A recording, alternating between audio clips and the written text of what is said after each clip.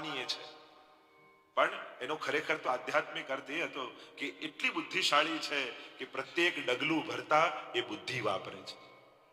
સાચો અર્થ તો એ છે કે એ પ્રત્યેક ડગલું ભરતા એ બુદ્ધિનો વિચાર કરે છે કે આ ડગલું ભરાય. સાચો આધ્યાત્મિક અર્થ તો એ છે. આપણે ભલે મજાકમાં કોઈ કહેતા હોય કોઈ વાત, એવી તો ઘણી વાતો, આપણે સારી સારી વાતો એવી, કોઈ સાવ નવરો ફરતો હોય, આ તો નરસિંહ મહેતા જેવું છે. હવે ક્યાં નરસિંહ મહેતા ને ક્યાં લોકો કહેવતોનું શું દશા કરે છે. ક્યાં નરસિંહ મહેતા અને ક્યાં નિષ્કામ રહેવું એટલે નિષ્ક્રિય બની જવું નથી થતું. તો ઘણી વાર લોકો એવા ઉત્તમ વાતોને પણ હીન જગ્યાએ વાપરી, ખોટા અર્થઘટનો. ખરેખર તો દરેકની બુદ્ધિ પાનીય હોવું જોઈએ. દરેક ડગલું ભરતા પહેલા એ વિચાર આપણને આવે કે આ ડગલું ભરવું છે તો ધર્મ જીવવાથી ધર્મ જીવો છે. તો જન્મોન્નતિ, ધર્મોન્નતિ, સ્વ ઉન્નતિ. ઉત્તમ કાર્યમાં નિમિત્ત બન્યા ભાગવતજી માટે અને સ્વની ઉન્નતિ સાધી છે.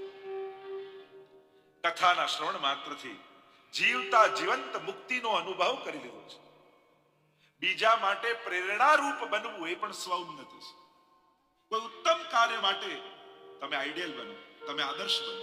કારણ કે સમાજમાં આદર્શો સમાપ્ત થઈ જાય છે, આઈડિયલ વ્યક્તિઓ નથી રહેતા, એ સમાજ દિશા શૂન્ય બની જાય છે. અને એટલે જ આપણે આખા ભારત વર્ષનું જો ઇતિહાસનું આખું દર્શન કરીએ તો પહેલાના સમયમાં ઋષિઓ આદર્શ હતા આપણા સમાજના.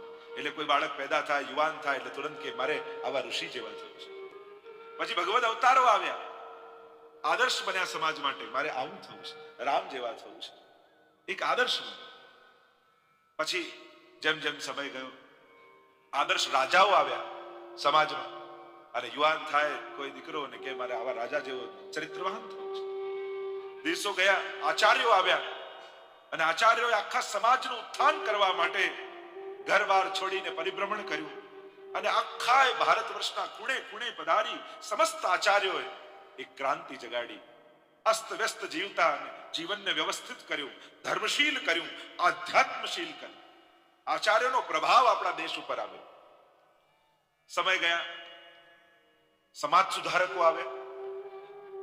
આદર્શ સમાજ સુધારકોને કુરીતિઓ જે જે વ્યાપી હતી, અંધશ્રદ્ધાઓ જે જે વ્યાપી હતી, અને આદર્શો પ્રસ્થાપિત થયા સમાજ સુધારકોના, મારે આવા થવું છે, આમ થવું છે. યુવાનોને પ્રેરણા. પછી આદર્શ નેતાઓ આવ્યા, આઝાદીની લડાઈ થઈ અને આદર્શ નેતાઓ આવ્યા, અને યુવાનો માટે આદર્શ નેતાઓ બન્યા. થયું કે મારે ગાંધીજી જેવા થવું છે. પણ છેલ્લા 25-30 વર્ષમાં ભારત જ્યારે પોતાના આદર્શો ગુમાવી દે, હવે કોઈને પૂછો કે તારે કેવા થવું, કે મારે ફલાણા એક્ટર જેવું થવું છે, મારે હિરોઈન જેવા થવું છે. અને જ્યારે હીરો હિરોઈન જ સમાજના આદર્શ ખાલી બની જાય અને એમના જીવનમાં જો કોઈ ચારિત્ર ન હોય, અને જે ચારિત્રહીન વ્યક્તિઓ આઈડિયલ જો સમાજમાં બને, તો આખો સમાજ ખોટી દિશા તરફ ગતિ કરતો હોય છે. અને એટલા માટે આદર્શો પ્રસ્થાપિત કરવા બહુ જરૂરી હોય છે. પ્રત્યેક સમાજમાં પોતાની જ્ઞાતિ હોય, પોતાની સંસ્થા હોય, પોતાનો સમાજ હોય, જ્યાં જ્યાં હોય ત્યાં શ્રેષ્ઠીઓનું સન્માન થવું જોઈએ, અને યુવાનો દ્વારા યુવાનોની આગળ થવું જોઈએ. એ તો ઘણી વાર એમ થાય વડીલો ભેગા થઈને વડીલોનું સન્માન કરી એમ નહીં. જેને પ્રેરણા લેવાની છે, કારણ કે ઉત્તમ વાત ક્યાં કહેવાની આનંદ આવે. ઘણીવાર સારી વાતો ત્યાં જ થાય કે ભવિષ્ય ટૂંકું રહ્યું હોય, ભૂતકાળ લાંબો હોય. ખરેખર વાત કહેવાનો આનંદ ત્યાં આવે કે ભૂતકાળ ટૂંકો હોય ને ભવિષ્ય હજી લાંબુ બાકી હોય. કે હજી જેને નિર્ણયો લેવાના હોય, જેને હજી સંકલ્પો કરવાના છે, જેને જીવનમાં જીવવાનું છે, પુરુષાર્થ કરવાના છે, મોટા મોટા પદો ઉપર જે લોકો બેસવાના છે, એને જો ઉત્તમ વિચારોથી સમૃદ્ધ કરવામાં આવે તો સમાજ શ્રેષ્ઠ દિશા તરફ જાય. એટલે સ્વ ઉન્નતિ સાધી, પોતે નિમિત્ત બન્યા. નહીં તો પોતે પણ જ્યારે મૃત્યુના સમાચાર સાંભળ્યા ઉદાસ થઈ, હતાશ થઈ, ડિપ્રેસ થઈને બેસી ગયા હોત, પોતાની રાણીઓને બોલાવી લીધી હોત, રડતા રહેતા હોત, 7મા દિવસે તક્ષક આવીને દંશ દેશે. પણ પોતે જો ઘણીવાર સમજદાર વ્યક્તિઓની બુદ્ધિ વિપરીત સમયમાં વધારે ખીલી જતી હોય છે, અને નાદાન વ્યક્તિઓની બુદ્ધિ વિપરીત સંજોગોમાં સાવ બંધ થઈ, આડાઅવળા નિર્ણયો લેવાના.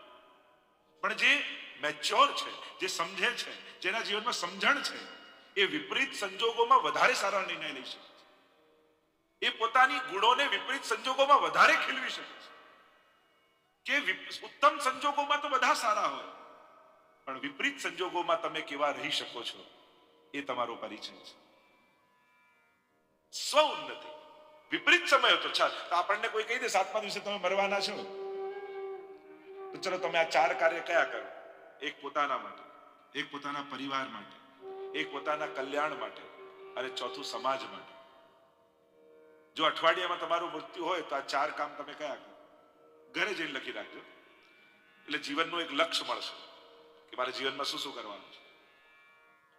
સ્વ ઉન્નતિ, અને ચોથું સર્વોન્નતિ. ભાગવતજીના નિમિત્ત થયા અને સર્વ ઉન્નતિના, સર્વના ઉદ્ધાર માટેનો એક માર્ગ પ્રશસ્ત કરી દીધો. એટલે કે ભાગવતજીથી કેવલ પરીક્ષિતનો જ ઉદ્ધાર નથી થયો, પણ ત્યાર પછી હજારો વર્ષથી થતી ભાગવતજીને કારણે હજારો ને લાખો લોકોના ઉદ્ધારના કારણ બની ગયા. એટલે જીવનમાં જ્યારે કંઈક નિમિત્ત બની, આપણી હવેલી થઈ, આ સંજોગો બધું થાય, જે લોકો નિમિત્ત બન્યા છે, તમે કોઈએ ખાલી 4 ઈંટની દિવાલ નથી બાંધી, પણ આવતા અનેક વર્ષો સુધી તમારા વંશજોને જેની પ્રેરણા મળતી રહેશે અધ્યાત્મની, એવું એક આધ્યાત્મિક કેન્દ્ર તમે બાંધ્યું છે. મંદિર કે હવેલીઓને તમે ઈંટ ચૂના પથ્થરની દિવાલ ન ગણો. આ કોઈ 2 દિવસનો પ્રસંગ નથી. હવેલી અનેક પેઢીઓને પ્રેરણા આપતું રહે એવું કેન્દ્ર તમે બાંધ્યું છે. કારણ કે હવે એ ભારત નહીં જાય, તમારે હવે ઓસ્ટ્રેલિયામાં ભારત ઉભું કરવું પડશે, તમારા ગામમાં ભારત ઉભું કરવું પડશે, અહીંયા એ વાતાવરણ આપવું પડશે, તો એમને પરિચય થશે. બાકી એવી આશા રાખો કે ઇન્ડિયા જઈને બધું કરશે, તે સંભવ નથી. હવે તો તમારે અહીંયા ઇન્ડિયાનો અનુભવ એમને કેમ ભારતનો કરાવી શકો, એનો તમારે પ્રયાસ કરવાનો છે. અને એટલા માટેનો આજે પુરુષાર્થ કેટલા લોકો હવેલીમાં કાર્ય કરી રહ્યા છે, જોડાઈ રહ્યા છે, આ બધા જાણે છે કે અમે શું કરી રહ્યા છે, આવતી પેઢી માટે શું કરી રહ્યા છે.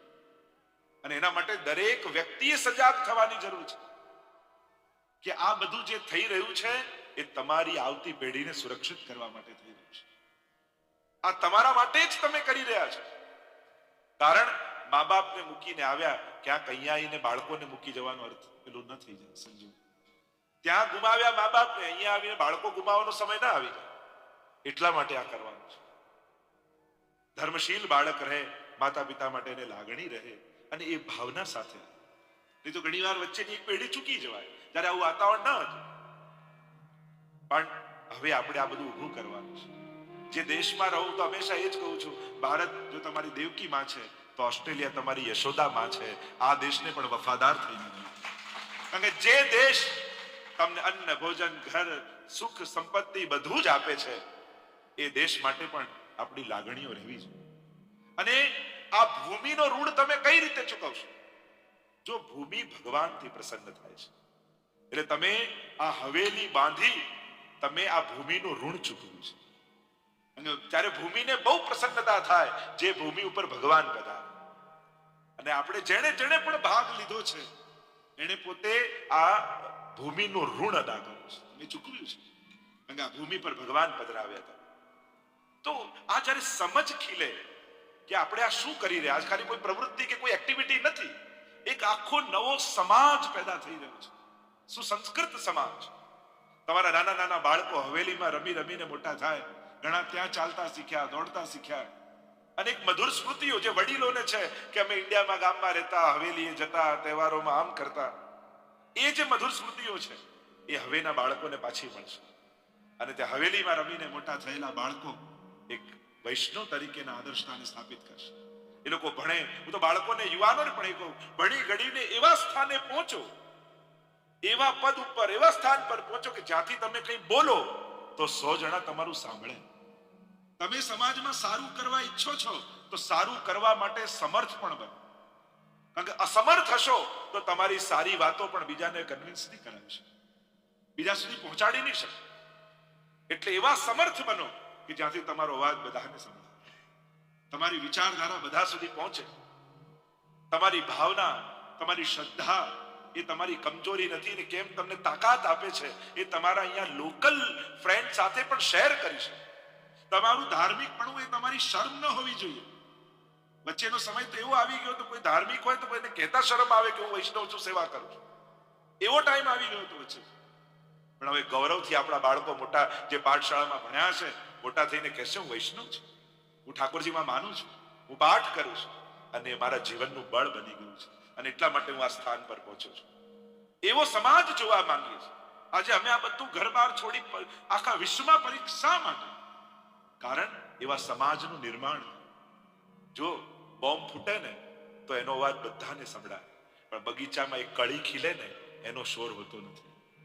સર્જનનો શોર ન હોય, પણ જે રીતે તમે ઓબ્ઝર્વ કરજો 10 વર્ષમાં 15 વર્ષમાં જે રીતે આપણો આખો વૈષ્ણવ સમાજ ધીમે ધીમે ધર્મશીલ થઈને ઉન્નત થઈ રહ્યો છે, આજે બધા કાર્યોમાં સેટ થઈ રહ્યા છે, લૌકિક અલૌકિક બંને રીતે જે પ્રગતિ કરી રહ્યો છે, સર્જનનો અવાજ નથી હોતો, વિસર્જનનો બહુ મોટો અવાજ હોય છે.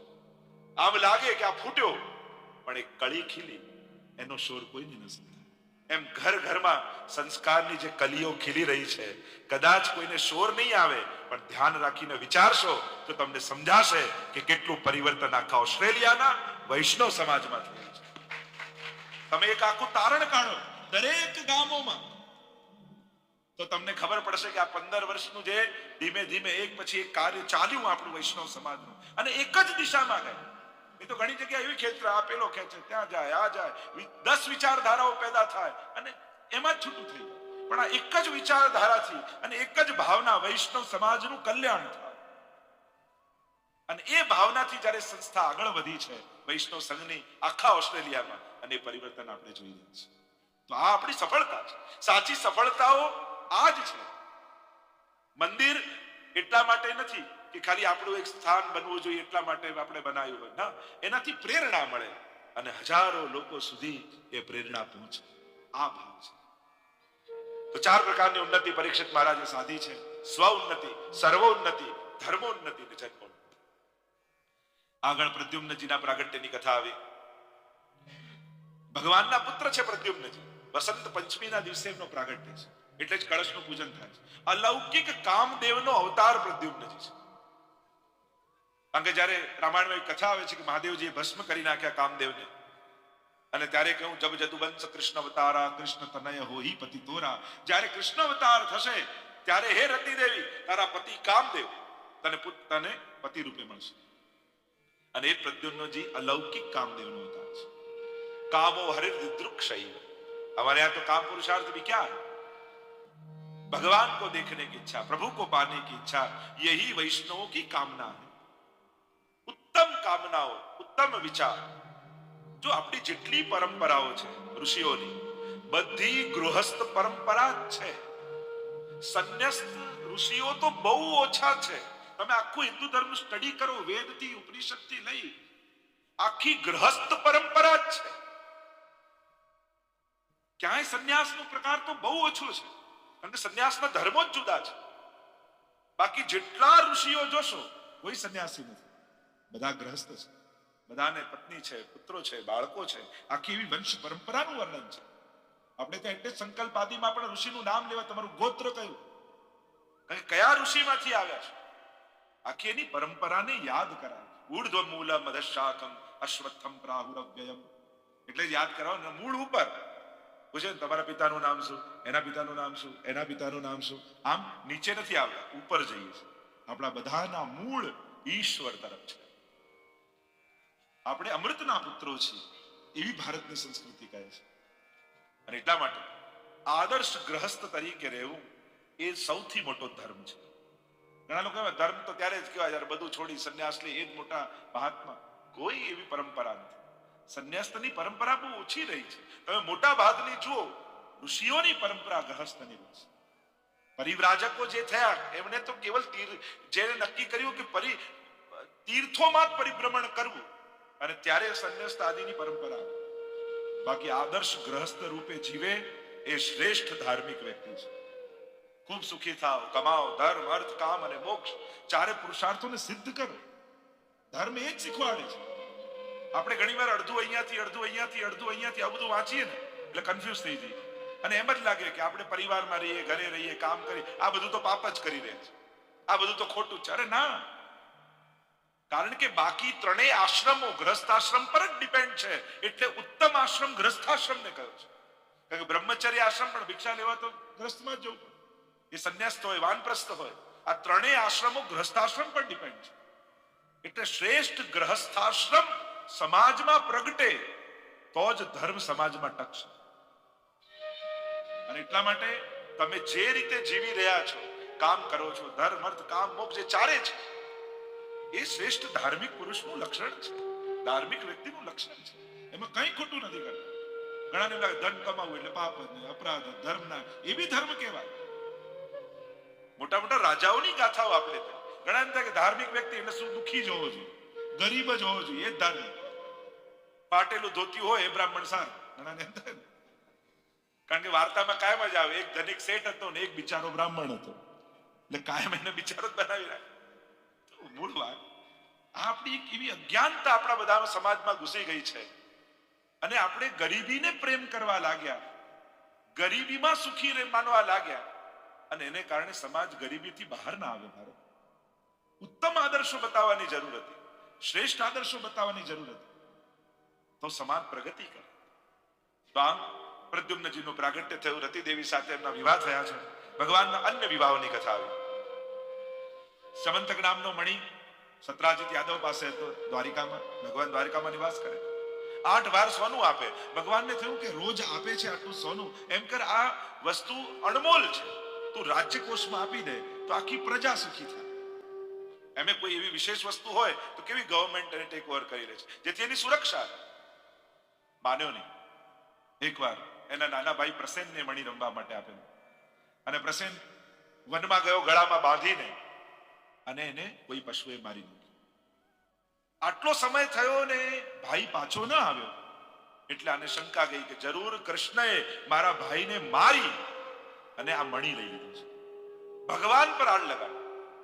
જો આ દુનિયાએ તો ભગવાનને છોડ્યા નથી, એટલે આપણા માટે કોઈ કંઈ બોલે એટલે બહુ ગંભીર નહીં થઈ જાય. જો કોની વાતને કેટલું મહત્વ આપવું એ પણ વિચાર માંગે છે. દરેકને સરખું મહત્વ ના અપાય, નહીં તો તમે કોઈ સત્કર્મ જ નહીં કરી શકો. કોઈ આપણી વાત માનીને સુધરતું નથી, તો એની વાત માનીને આપણે કેમ બગડી જઈએ? એ આપણી વાત માનીને સુધરે છે? કોઈ નાદાનના કહેવાથી પોતાના સત્કર્મ, પોતાની સેવા, પોતાની વ્યવસ્થા છોડવી નહીં. કારણ કે તો નાદાન વ્યક્તિ કહીને જતો રહે, પણ આપણે છોડ્યું તો લાભ તો આપણે જ ગુમાવ્યો. એટલે કોની વાતને કેટલું મહત્વ આપવું એ પણ વિચારવા જેવું છે. કોઈ સમજદાર વ્યક્તિ કંઈક કહે તો આપણે એને ઇમ્પોર્ટન્સ આપીએ કે આ વ્યક્તિ કંઈ કહ્યું છે તો જરૂર એનું કારણ હશે. પણ કોઈ નાદાન વ્યક્તિ કહી દે અને એને એટલું મહત્વ આપી દો તો પછી અકલ્યાણ આપણું જ થાય. આપણે જે માર્ગમાં જે સત્કાર્ય કરવા નીકળ્યા હોઈએ એ સત્કાર્યથી છૂટા નહીં પડે, છૂટ નહીં થવું. આપણે તો કેમ કરી અને એ આપણા લક્ષ્યને પામી શકીએ એનો વિચાર હોવો જોઈએ. આળ લગાડી ભગવાનને થયું કે આને સમજાવવાની કોશિશ કરી તો આ સમજવાનો નથી. લાવ હું પોતે જાઉં, મણીને ગોતી લાવું અને પછી આને આપું તો જ આને ભરોસો આવશે. અને આમ વિચાર કરી ભગવાન સ્વયં ગોતવા માટે નીકળ્યા. વનોમાં પરિભ્રમણ કરી રહ્યા છે ભગવાન, અને દ્રશ્ય જોયું કે પ્રસેનનો મૃતદેહ પડ્યો છે અને એની બાજુમાં સિંહના પંજાના નિશાન છે. ભગવાન એ પંજાની પાછળ ગયા તો સિંહનો મૃતદેહ પડ્યો હતો અને રીંછના પંજાના નિશાન. અને ભગવાન એની પાછળ ગયા. પંજાની પાછળ કરતા કરતા, જો કોઈ સૌરાષ્ટ્રમાં પોરબંદરની આજુબાજુના હોય તો પોરબંદર જતા પહેલા રાણા વાવ આવે છે, અને ત્યાં આ જાંબુવાનજીની ગુફા છે. તમે અંદર પ્રવેશો તો એકદમ અંધારું લાગે, અને ભગવાન પ્રવેશ કર્યો, એકદમ અંધારી ગુફા. જ્યાં પ્રવેશ કર્યો ત્યાં રીંછે હુમલો કર્યો, ભયંકર યુદ્ધ થયું. સમવળિયા લાગ્યા, થયું કે છે કોણ? આ બીજું કોઈ નહોતું, રામા અવતારના જાંબુવાનજી હતા. ભગવાનને જાણ્યા, થયું કે આ મણિ તો આપને આપું, પણ મારા સંસારનો મણિ જાંબુવતીજી એમની સાથે આ વિવાહ કર્યો. પ્રભુના વિવાહ થયા છે. આગળ સત્રાજીતે મણિ લાવીને આપ્યો, કહ્યું મણિ તો આપ રાખો, પણ મારી બહેન સત્યભામાજી સાથે વિવાહ કરો. અને આમ પ્રભુના અન્ય વિવાહોની કથા આવી. સત્રાજીતના સત્યભામાજી સાથે વિવાહ થયા છે. આગળ કાલિંદીજી, મિત્રવિંદા, સત્યા, ભદ્રા, લક્ષ્મણા, આમ પ્રભુના અષ્ટપટરાણી થયા છે. અષ્ટધા પ્રકૃતિ છે. ભૂમિ, રાપો, નલો, વાયુ, ખમ, મનો, બુદ્ધિ, રેવ ચ અહંકાર ઇતિયમ્ય ભિન્ના પ્રકૃતિ અષ્ટધા. 8 પ્રકારની પ્રકૃતિ એ અષ્ટધા પ્રકૃતિ છે, પટરાણી છે. આગળ જોરે ભૌમાસુરે 16,000 કન્યાઓને કેદ કરીને રાખી હતી. વિનંતી કરી છે કે પ્રભુ અમને આ અસુરની પાસેથી મુક્ત કરાવો.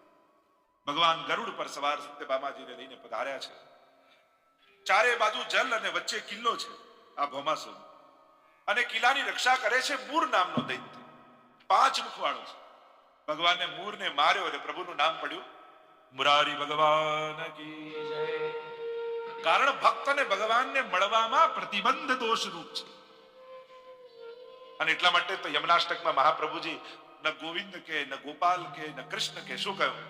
મુરારી પદ પંકજ સ્ફુરદ મંદરેણુત્કટા. મુરારી પદ પંકજ સ્ફુરદ મંદરેણુત્કટા. યમુનાજીમાં કોની ચરણ રજ છે? તો કહું મુરારી. અને મુરારી કેવા છે? ભક્ત અને ભગવાનને મળવામાં જે પ્રતિબંધ દોષ રૂપ મૂર છે એના અરી એવા પરમાત્માની. એટલે કે જ્યારે યમુનાજીના પાન કરો અને પ્રભુની ચરણ રજ એની ભેગી આવે એટલે ભક્તિમાં જેટલા પ્રતિબંધો હોય એ પ્રતિબંધોનું યમુનાજી નિવારણ કરી દે છે.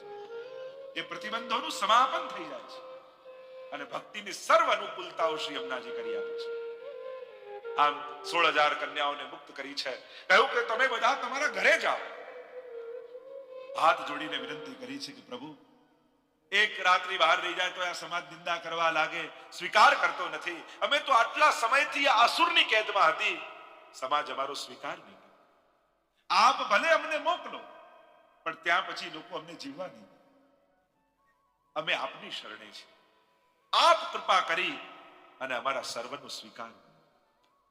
ઘણીવાર લોકો નિંદાના રૂપમાં જોતા હોય કે ભગવાને આટલા વિવાહ કર્યા, આમ કર્યા, પણ ખરેખર તો ભગવાને 16,000 કન્યાઓની વિનંતીથી એમને સમાજમાં સન્માન અપાવ્યું છે. ભગવાન ઈચ્છે તો બધાને દાસી બનાવીને રાખી શકત, પણ ભગવાને બધા સાથે વિવાહ કરી દરેકને રાણી પદ આપ્યું છે. એક જ મુહૂર્તમાં 16,000 કન્યાઓ સાથે વિવાહ કર્યો. એમ નથી કે એક દિવસે એક, બીજા દિવસે આ. તો ભગવાન છે એક જ મુહૂર્તમાં 16,000 રૂપ ધારણ કરી અને પ્રભુએ વિવાહ કર્યા છે. બધાને સન્માન આપ્યું છે. આગળ બલરામજી દ્વારા રૂકમીના વધની કથા આવી, ઉષા અનિરુદ્ધ વિવાહની કથા આવી. પ્રદ્યુમ્નજીના અનિરુદ્ધ ઉષા સાથે એમના વિવાહ થયા છે. નિગરાજાની કથા આવી.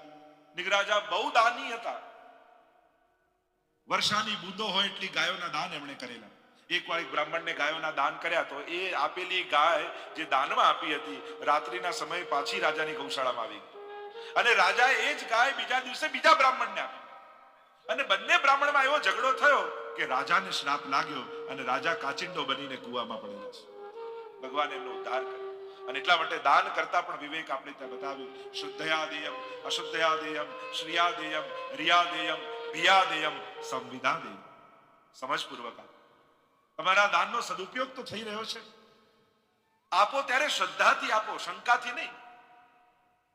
કારણ કે શંકાથી આપશો તો ફળે જશે ને ધને જશે. દાન, ભોગ અને નાશ આ 3 જ ધનની ગતિ છે. કાં ભોગવી લો, કાં દાન આપો, કાં એનો નાશ થશે. કારણ કે મૂકી ગયા એ બીજાનું સૌભાગ્ય, આપી ગયા એ તમારું છે. કર્મના સિદ્ધાંતમાં જે મૂકી ગયા એના વિશે કંઈ નથી લખ્યું. જે આપી ગયા એટલે જ કહેવાય કે બધું જ મેળવેલું મૂકી જવાનું, પણ એને લઈ જવાનો એક જ રસ્તો છે કે તમારા ધનને પુણ્યમાં કન્વર્ટ કરી લો તો તમારી ભેગું બધું જ પાછું આવે. બાકી મૃત્યુ દ્વારા બધું મૂકી જવાનું છે, પણ એને જો બીજા જન્મમાં લઈ જવું હોય તો એક જ રસ્તો છે, તમારા સુખને પુણ્યમાં કન્વર્ટ કરો. કારણ કે પુણ્ય તમારો પીછો નહીં છોડે.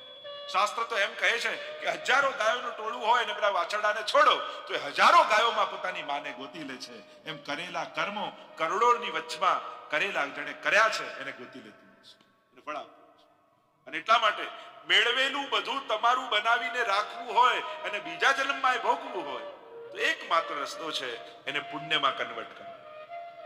અહીંયા તમારા બાળકો એની મહેનતથી કરી જ લેવાના છે, પણ તમારા દિલના જે મનોરથો, તમારી જે સત્સંગ ભાવનાઓ છે કે જીવનમાં આમ કરીશ, આમ કરીશ, આમ કરીશ, તમારા હાથે કરી દો. આખી હોસ્પિટલ ન બાંધી શકો પણ કોઈ એકનો ઈલાજ તો કરાવી શકો. આખી સ્કૂલ ન બાંધી શકો પણ એકને ભણાવી તો શકો. કોશિશ કરો. સાવ અજાણી જગ્યાએ કરો તો તમારી ઓળખીતી જગ્યાએ કરો. જરૂરી નથી કે દરેક સત્કર્મ માટે કોઈ સંસ્થાનું માધ્યમ જ રાખવું પડે. અને સંસ્થાઓએ પણ ઘણીવાર મને એમ થાય, દુનિયાભરમાં જો અમે આપણે તો ઓલવેઝ ખૂબ ઉત્તમ રીતે આપણે ચલાવીએ છીએ આપણી સંસ્થા, કે ઓછામાં ઓછો સંસ્થાકીય ખર્ચ કરી ઉત્તમમાં ઉત્તમ કેમ લાભ મળે. સતત તમે પોતે જ અનુભવો છો. ઉપેન્દ્રભાઈ, અર્પણાબેન જે રીતે કોશિશ કરી, મેં તો જોયા છે આંખે. એક વૈષ્ણવનો ડોલર પણ ખોટો ન વપરાય એના માટે 10 ધક્કા ખાય. ખરેખર આવા વૈષ્ણવ આપણને મળ્યા છે પણ આપણા માટે ગૌરવની વાત છે. અને આંખે જોયેલું છે, અમે જોઈએ છીએ દ્રશ્ય કે વૈષ્ણવનું ધન કેમ ઠાકોરજી માટે આવ્યું છે અને ક્યાંય વધારે ખોટી જગ્યાએ ન વપરાય એના માટેનો કેટલો પ્રયાસ એ લોકો કરે અને દરેકે કરવાનો છે. સંસ્થાઓ, મોટી મોટી સંસ્થાઓમાં મેં જોયું છે કે સંસ્થાકીય ખર્ચ એટલો બધો વધારે કરી નાખતા હોય છે કે ખરેખર જે ડોનેશન જેના માટે મળ્યું છે ત્યાં તો 60% જ પહોંચતું હોય, 40% તો સંસ્થાના ખર્ચમાં જ ખતમ થઈ જતું. મેં તો ભારતમાં ઘણી સંસ્થાઓમાં જોયું છે કે એ સંસ્થાકીય એવો ખર્ચ હોય કે એમાં જ એટલું બધું વાપરી ના ખરેખર આવ્યું હોય સત્કાર્યમાં. અને એટલા માટે જે સમાજ સેવી સંસ્થાઓ છે એમણે સંસ્થાકીય ખર્ચ બને એટલો ઓછો કરી અને જે ઉદ્દેશ્ય માટે ડોનેશન મળ્યું છે ત્યાં સુધી એ ધન પહોંચાડ્યું. અને એવું પણ નથી કે સત્કર્મ કરવું હોય તો કોઈ સંસ્થાને માધ્યમ બનાવવું જ પડે. તમે ભારત જાઓ અને જેના ઘરે રોકાયા હોય અને કામવાળો કોઈ આવતો હોય ને, નક્કી કરો એના છોકરાને ભણાવીશ, લાવ એનું મેડિક્લેમ હું ઇન્સ્યોરન્સ હું ભરીશ. માંડ વર્ષના 2-4 હજાર આવે તો એને લાખ રૂપિયાનું ઇન્સ્યોરન્સ મળે. તમે આખું હોસ્પિટલ ના કરી શકો પણ નાના નાના સત્કર્મો તમારા ક્યાંક તમારા સ્વજનોમાં, તમારા કુટુંબીઓમાં કોઈ દુખી તો નથી ને, એવું જોઈ શકો, એનો વિચાર કરી શકો. જરૂર નથી કે ક્યાંક દૂર અજાણી જગ્યાએ જઈને ડોનેશન કરવું. તમારા કુટુંબમાં કોઈ દુખી હોય, એનું બાળક ન ભણી શકતું હોય, કોઈ બીમારી હોય, ત્યાં જઈને મદદ કરો. તો એ પ્રયાસ હોવો જોઈએ, કોશિશ હોવું જોઈએ કે આપણા આજુબાજુના આપણા સંબંધીઓ, આપણા કુટુંબીઓ ત્યાં જ્યાં જ્યાં લાગણી હોય ત્યાં જઈને હાથ લાંબો કરો, કોશિશ કરો. આ પ્રયાસ થવો જોઈએ. 3 જ ગતિ છે, દાન, ભોગ અને નાશ. અને એટલા માટે તમારું બનાવવું હોય, આપેલું જેટલું આપ્યું છે એટલું તમારું છે, જેટલું રાખ્યું છે એ બીજાનું છે. મેં તો ઘણા અહીંયા બી અમારા સ્વજનોને જોયા છે, જ્યાં જ્યાં સત્કર્મો થતા હોય ત્યાં આગળ આવીને ઉભા રહેતા હોય છે. આપણને ગૌરવ થાય, આનંદ થાય. કારણ કે ધર્મનો સિદ્ધાંત જે રાખી ગયા એ બીજાના ભાગ્યનું હતું, જે વાપરી ગયા એટલું તમારું હતું. નગરાજા પર ઉદ્ધાર કર્યો છે. આગળ જરાસંઘ ઉદ્ધારની કથા આવી. યુધિષ્ઠિર ના રાજસુ યજ્ઞમાં શિશુપાલ વધની કથા આવી. જ્યારે રાજસુ યજ્ઞનો પ્રારંભ કર્યો ત્યારે પ્રશ્ન થયો છે કે સૌથી અગ્ર પૂજા કોની કરવી?